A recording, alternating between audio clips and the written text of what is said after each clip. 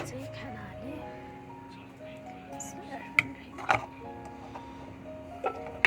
आज मैले ढाँचा पारिदिएको।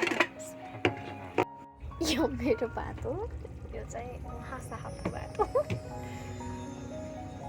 अनि यो खालको भात खाएर म कहिले मोटाउने। अनि आज चाहिँ मैले खसीको मासुको झोल बनाएको छु।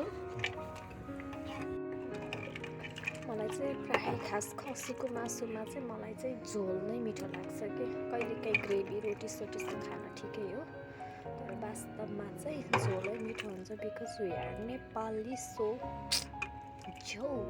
जाडोमा हल्का जिरा राइस हो, यो मैले धेरै जिरा त हालिनँ। अनि झोल अनि सादा खाना कि जिरा राइस घिउ हालेर बनाएको। अनि कुकुरहरूले नि म पनि भन्न लागिसकेँ फेरि उता।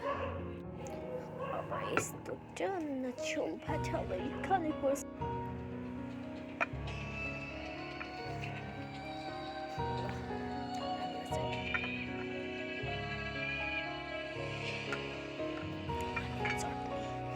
सलादहरू चाहिँ भएन क्या, थिएन। अर्को कुरा लिन जानु झ्याउलाई गाजर मुलाको सलाद बनायो। सलाद कस्तो मिठो हुन्थ्यो। अब खाने चटनी त छ, बट सलाद मिठो हुन्छ क्या यस्तो साह्रोमा चाहिँ।